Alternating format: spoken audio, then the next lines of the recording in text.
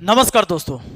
2004 से पहले रेलवे का दिवालिया घोषित होने वाला था, लेकिन जब 2004 से 9 के लिए रेल मंत्री बने लालू यादव, 90,000 करोड़ रुपए का मुनाफा दिया और वो चर्चा में आ गए पूरे देश में कि भाई दुनिया के सबसे बड़ा चौथा सबसे बड़ा नेटवर्क आपका रेलवे 93,000 किलोमीटर का नेटवर्क है आपका भारतीय रेल।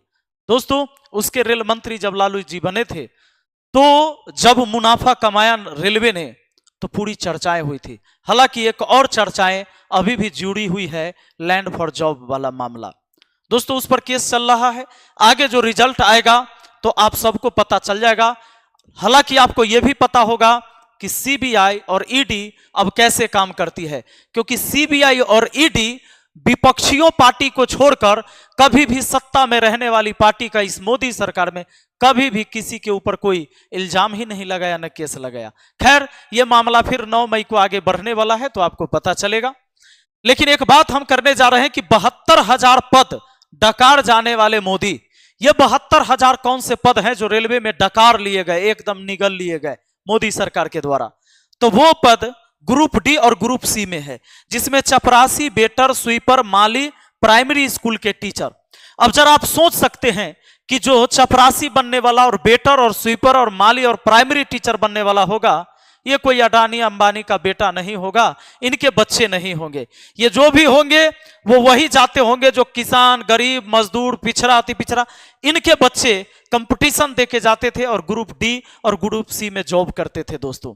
लेकिन आज स्थिति यह है कि इन 16 जोन से 81,000 पद को खत्म करने के लिए इनके अधिकारी ने एक लिस्ट दिया, जिनमें इन्होंने मंगवाया कि भाई इस सबको हटा देने से काम चलेगा कि नहीं। तो 81,000 को दिया और इसमें से 72,000 इन्होंने खत्म कर दिया। आप सोचते होंगे कि इसलिए खत्म कर दिया कि रेलवे नुकसान में जा रही थी। तो जरा सोच के देखिए कि रेल मंत्री जब लालू यादव थे तो कैसे दिवालिया घोषित होने वाला रेलवे 90,000 के मुनाफे में चला गया था, 90,000 करोड़ के मुनाफे में चला गया था। और आज रेलवे का फिर से दिवालिया घोषित होने वाला है। जो सरकार तर्क देती है इसलिए हम प्राइवेट कर देते हैं ताकि ये सुचारू ढंग से चल सके, नुकसान हो रहा है। दोस्तों, हम बात करें रेलवे का जो इतिहास रहा है पहले, और बाकी सारी चीजें हम चर्चा करेंगे आपसे।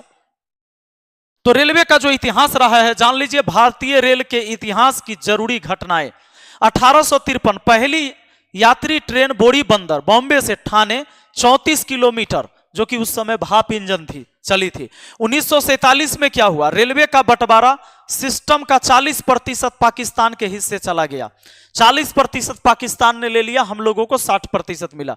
1952 में भारतीय रेल के 6 हिस्से में बंटवारा, नए सिरे से शुरू हुई सेवा।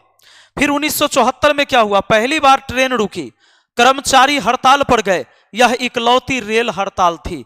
पहली बार रेलवे कर्मचारियों ने धरना दिया था 1974 में। 2020 में क्या हुआ?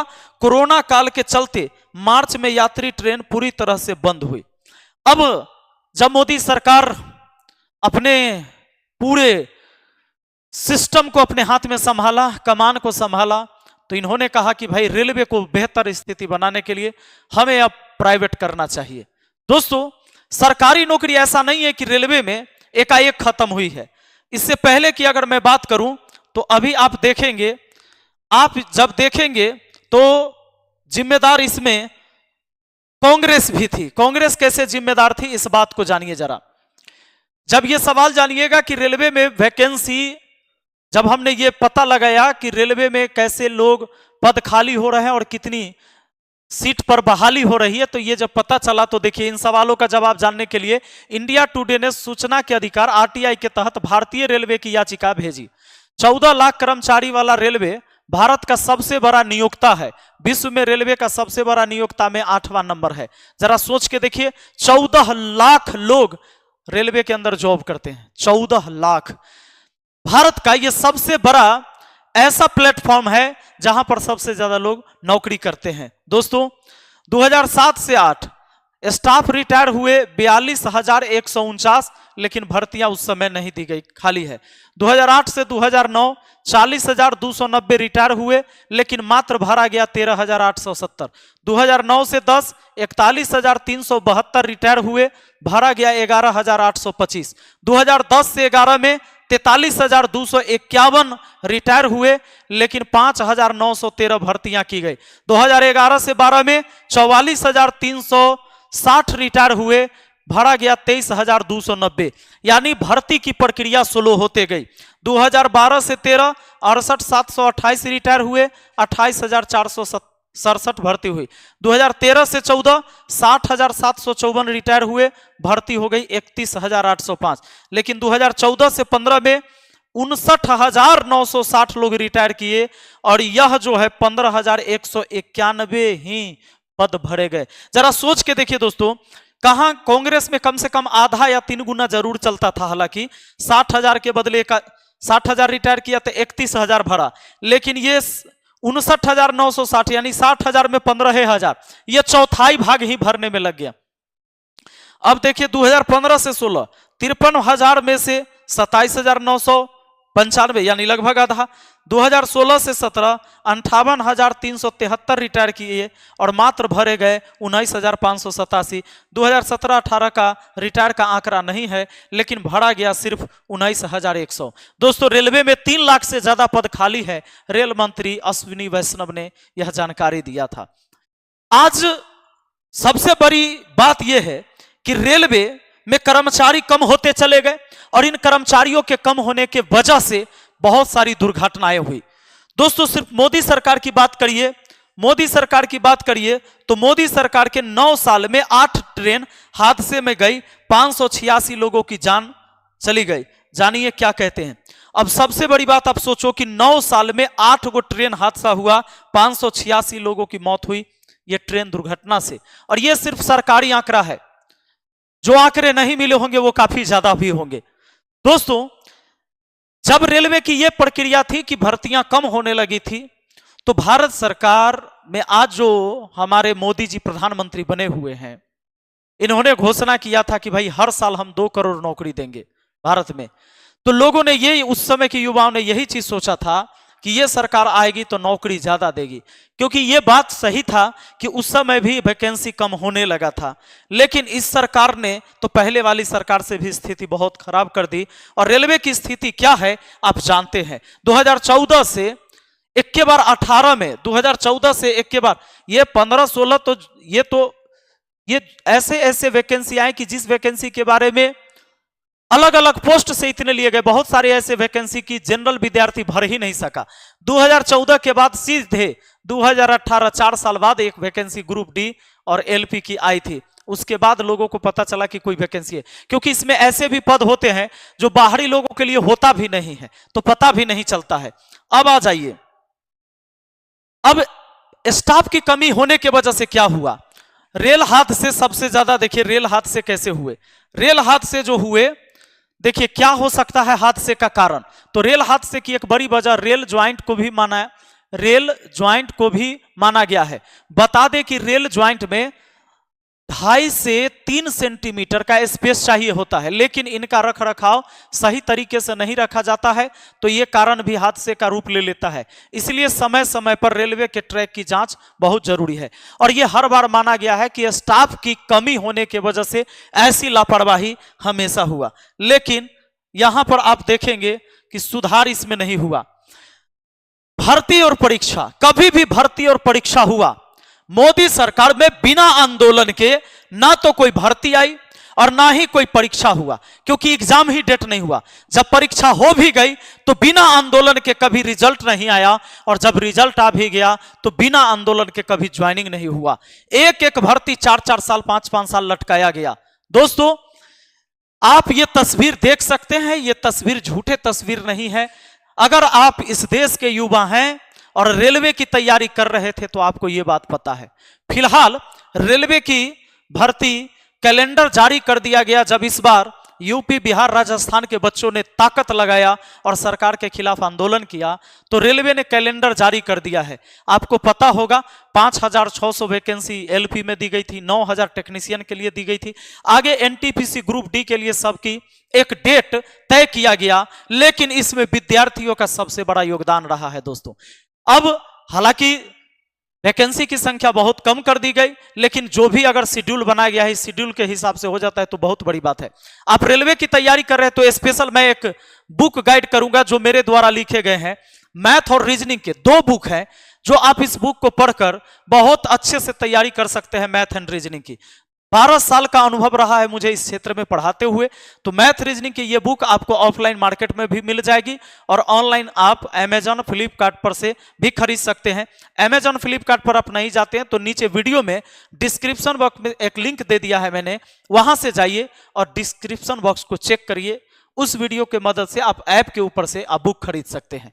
तो चलिए आगे बढ़ते हैं। आप जानते हैं कि रेलवे में अब तक, चूंकि ये अंतिम बार जब आप लोगों ने सुधारा, ये जो आंदोलन किया, उसके बाद रेलवे ने कैलेंडर जारी किया इतिहास में पहली बार। अब दोस्तों एक बात हम और बताना चाहेंगे, ये रेलवे में धीरे धीरे बहाली कम करने का सबसे बड़ा रीजन क्या रहा? सबसे बड़ा रीजन यही रहा कि रेलवे को प्राइवेट करना था, रेलवे को निजीकरण करना था। इसमें हुआ क्या ये समझिए जरा। रेलवे में निजीकरण का रास्ता साफ, मोदी सरकार ने 109 जोड़ी प्राइवेट ट्रेन चलाने के लिए मांगा प्रपोजल। 109 जोड़ी ट्रेन चलाए गए, ये तो पहले का है। और अभी आपने देखा होगा कि ये जो ट्रेनें आई, अब इस ट्रेन में जो मालगाड़ी लिखा, पहले जो मालगाड़ी आती थी उसमें क्या लिखा हुआ रहता था? भारतीय रेल। अब क्या लिखा हुआ रहता है? अडानी। आपने देखा भी होगा किसी प्लेटफॉर्म पर। तो अब ये अडानी के हाथ में चले गए, ये प्राइवेटाइजेशन हो गया और जिसके वजह से वैकेंसी कम हो गई। अब आप कहेंगे कि रेल को चलाने के लिए आदमी की तो जरूरत होती है, तो वैकेंसी कम कैसे हो गई? तो अब देखिए जरा, सिंपल सी बात सोचिए, कोई अगर आपका अपना एक स्कूल खोलते हैं तो आप स्कूल खोलिए, दुकान खोलिए, कोई भी चीज आप अपना करते हैं तो उसमें आप उन लोगों को बुलाते हैं या रखते हैं कि या तो ज्यादा आपके नजदीकी हो या जिसको आप ज्यादा जानते हो, या कोई आपके यहां पैरवी कर दिया कि भैया ये आदमी को अपने यहां ड्यूटी पर रख लीजिए, तो वहां पर सिर्फ पैरवी वाली बातें चलती है। लेकिन जब ये सरकारी रहता तो उस समय क्या होता था? बच्चे कंपटीशन देके जाते थे, अपनी योग्यता से जाते थे, और इसमें फायदा उन तमाम गरीब छात्रों को होता था, किसान के बच्चों को होता था, जो मिडिल क्लास फैमिली से उनको होता था। लेकिन अब सीधे अगर अडानी को मिल जाए तो अडानी के सगे संबंधियों को ही सबसे ज्यादा फायदा पहुंचने वाला है। बस यही बात होता है। अब जरा देख लीजिए, प्राइवेट होने से नुकसान और नफा। अब देखिए कि ऐसी ऐसी अब ट्रेनें आ गई है, बहुत वीआईपी ट्रेन, जैसे आप वंदे भारत देख रहे हैं। एक ट्रेन ये है जो आप देख रहे हैं जिसमें लोग लटक के भी जाते हैं और बाथरूम में बैठ के जाते हैं। ये ट्रेन का किराया बहुत कम होता है, जबकि इस ट्रेन का किराया बहुत ज्यादा होता है। आप कोई एक्सप्रेस ट्रेन से पटना से दिल्ली की यात्रा करेंगे अगर 350 रुपया में, तो वंदे भारत से जाएंगे तो लगभग 1000 रुपया का खर्च आएगा। अब एक सिंपल सा बात समझिए कि हमारे जो देश की स्थिति है जिसमें 70% से अधिक आबादी गांव में रहती है, यानी ऐसी आबादी ये है कि लोकल ट्रेन या ऐसी ट्रेन जिनको एसी की इनको जरूरत नहीं है, इनको बस ट्रेन मिल जाए कि पटना से दिल्ली पहुंचा दे, ऐसे ट्रेन में 70% से अधिक लोग ऐसी ट्रेन में सफर करते हैं। और ऐसे ट्रेन में सफर करने वाले कौन लोग होंगे? जिसमें आपको एरोप्लेन की तरह पूरी व्यवस्था दी जाए। क्या आपको लगता है कि इस झुंड का व्यक्ति इस ट्रेन में बैठ सकता? नहीं। जबकि ये जो बजट खर्च किया गया होगा, देश का पैसा, और इसके भी टैक्स का पैसा इसमें भी लगा है। हम ये नहीं कहते कि ये चीजें नहीं होनी चाहिए थी। अगर कोई अच्छी चीजें हो रही है, विकास की चीजें हो रही है, बड़ी चीजें हो रही है, तो ये अच्छी बात है। पर एक बात है कि आज इस देश को वैसे भी ट्रेन की जरूरत है जिसमें आदमी को सिर्फ सीट मिल जाए। नहीं तो आप देख लीजिए, जब यूपी बिहार से ट्रेन मुंबई, गुजरात और हरियाणा, पंजाब के लिए खुलती है तो ट्रेन में बाथरूम में बैठ के लोग सफर करते हैं और बाथरूम जाने की जगह नहीं रहता है, इतनी भीड़ होती है इस ट्रेन में। दोस्तों, इस ट्रेन में बैठने की हैसियत सबकी नहीं है, लेकिन इस ट्रेन की अगर संख्या बढ़ा दी जाती तो निश्चित है कम से कम सीट मिलता तो इंसान अच्छे से ट्रेवल कर सकता था, जो जानवर की तरह ट्रेवल करता है। दोस्तों, अब प्राइवेट होने से नुकसान और नफा। प्राइवेट होने से नफा यह है कि भैया कोई भी व्यक्ति जब जाएगा तो एकदम टिकट पक्के कटाएगा, अधिक दाम पर टिकट कटाएगा तो रेलवे को फायदा होगा। लेकिन नुकसान इस बात का है कि अधिक दाम पर हर व्यक्ति टिकट नहीं खरीद सकता है। जैसे कि मैं आपको एक सिंपल एग्जांपल के तौर पर समझाऊं, एक बोलेरो गाड़ी है, एक BMW गाड़ी है।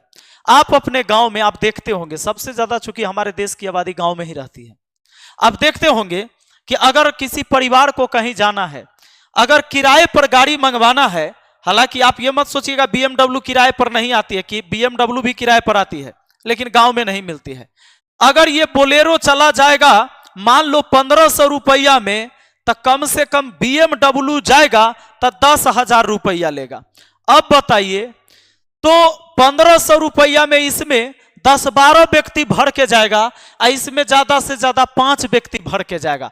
तो आज भी गांव में BMW से ज्यादा पसंद लोग बोलेरो को ही कर रहे हैं, क्योंकि इसमें आराम से कहता है कि ये बुला लो 1500 रुपया में 10 आदमी चल जाएंगे।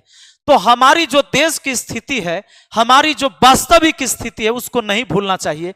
और ट्रेन भले ही VIP ट्रेन बने, ये VIP लोग तो ऐसे भी लोग हैं जो प्लेन से भी सफर करते हैं, इनको कम टाइम में जाना है तो, लेकिन ऐसे लोग जानवर की तरह सफर करते हैं। सबसे बड़ा नुकसान ये है कि ये लोग इसमें सफर कर नहीं सकते और ये ट्रेन खाली जाती है, जिसके वजह से इसका भी नुकसान होता है। आज आपने देखा होगा अभी भी 32% डिस्काउंट किया गया है कई रूट पर वंदे भारत एक्सप्रेस का किराया, वो इसलिए कि यात्री नहीं पूर रहा है उसमें बैठने के लिए, जी यात्री नहीं मिल रहा है। और ये ऐसे ट्रेन है जहां सीट नहीं मिल रहा है, बाथरूम में जगह नहीं मिल रहा है।